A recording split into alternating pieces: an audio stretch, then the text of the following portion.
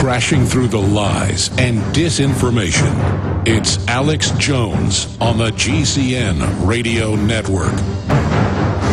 The ruling class, the social engineers, are here to divide and conquer us.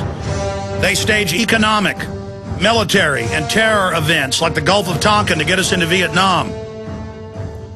And there's no doubt that if you study the 9/11 event, you know it's an inside job. I remember the Rand Corporation, PNAC with Dick Cheney, and countless others saying in 2000, 2001 that we need giant Pearl Harbor events. Zbigniew Brzezinski said the same thing.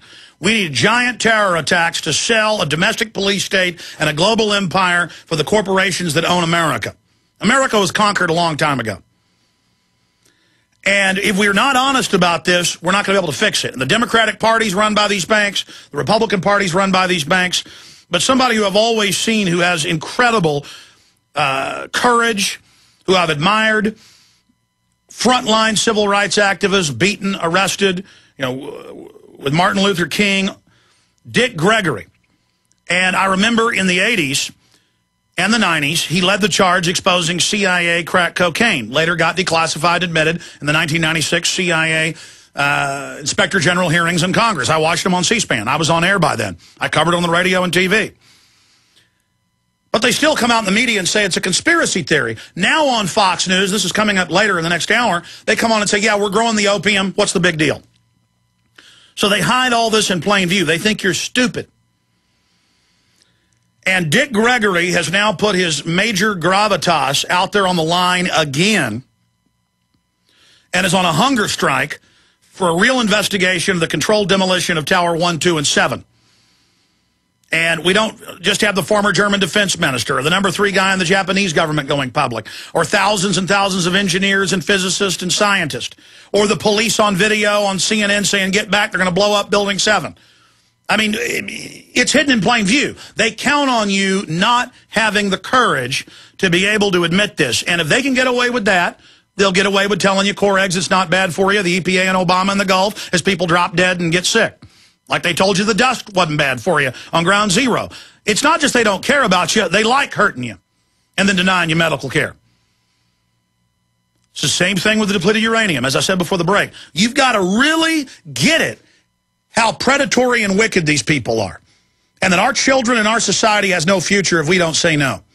So Dick Gregory joins us for the rest of the hour. And we're very, very honored to have the civil rights icon on with us today. And he says he's got some breaking news before we get into why he's going public for 9/11 Truth. Mr. Gregory, we salute your courage. Thank you, my brother. Peace and love to you. And just let me say there's a whole lot of us out here that get trashed by the New York Times and the Washington Post. But as long as there's a brother and a human being like you that lifts us up, we say, well, I can't say what you really want to say, but the New York Times can do. But I've always said, if I could be born over again and name myself, you know what I name myself? Conspiracy theorist Gregory. Because I've always felt that my truth don't have to be validated by somebody else's ignorance. That's right, and when they use the term conspiracy theory, it's a label meaning don't listen to that guy. Yes, well, the greatest conspiracy, see, a lot of people think conspiracy theories just started, but I go back to day one, and I'm a devout Christian, okay, whatever that means. And it's kind of funny, you can go all over the world and go to red light district, and you can recognize a prostitute by their demeanor. But if I don't tell you I'm a Christian, you don't know it. Got to be something wrong with that, right? Absolutely. But when I sit and I look at my Bible, and it says that in the beginning there was one person named Adam. Now, we're not talking about who made you. We're not talking about, Buddha, Muhammad, or Christ. This is one person created by the same force that created the universe. And one day he said to God, I am lonely. And when God didn't say, shut up, you can't be lonely, ain't nobody here but you, then that's when the conspiracy theory started. Once we let them get by with that. And then they told me that we killed your Jesus on Friday, so I want you to call it a good day. So I call it Good Friday and don't have no problem with that. And so last night, a story broke out of Memphis yesterday. I didn't get it till late, and I've been up all night calling folks with radio and to announce last night, and for those of you that's listening, and Brother Jones, let me say to you, money is not power, education is not power, but information is power. And if I give you bad information, you have bad power.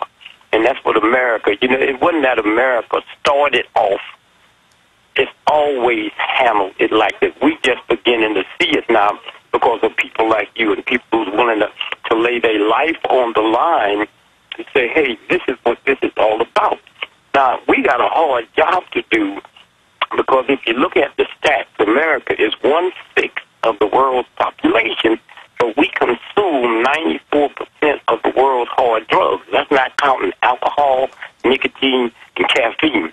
So when you realize what we got to work with, it is totally insane and crazy. And so again, I say thanks to you.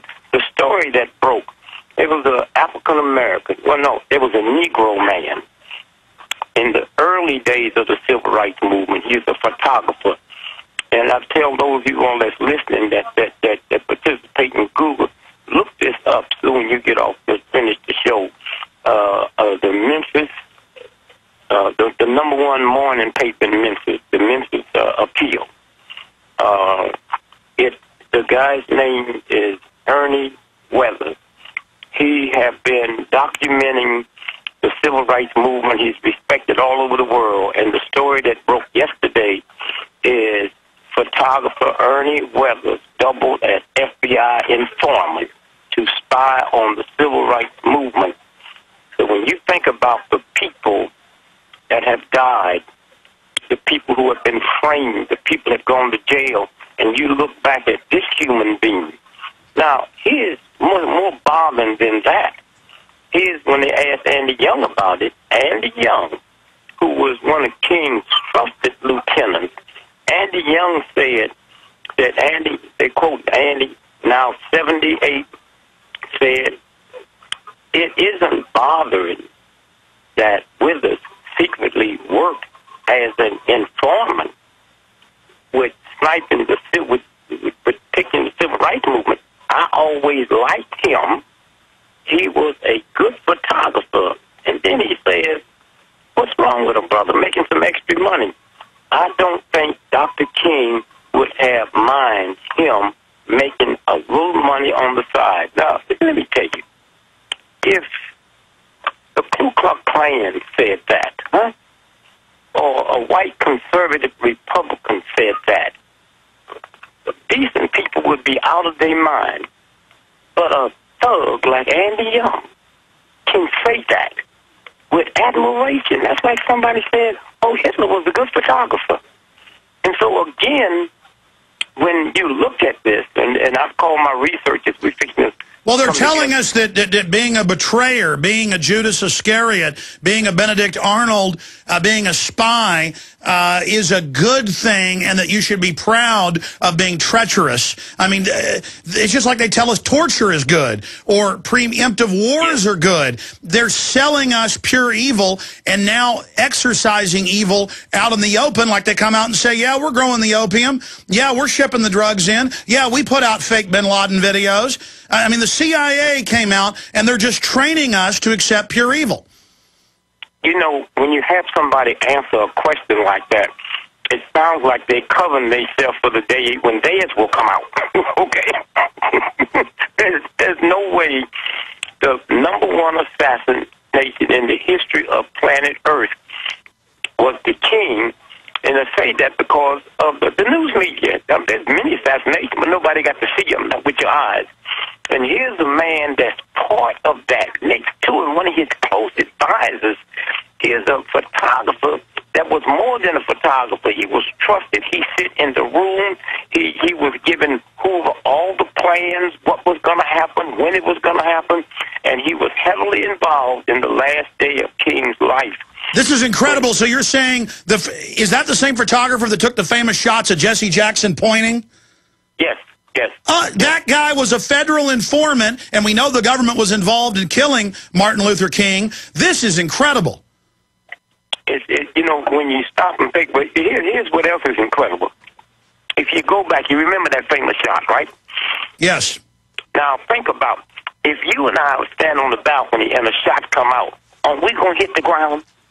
Yes. Because we don't know if there's going to be another shot, right? Yes. So why was that group standing up pointing up the wrong direction when the shot really came from the ground? Unless they knew it wasn't going to be another shot. Well, that's the word I've gotten about, well, there's been some questions about Mr. Jackson. There's been a lot of questions about Jackson. There's been a lot of questions about a whole lot of people. When you read this article, there start being questions about Benjamin Hooks.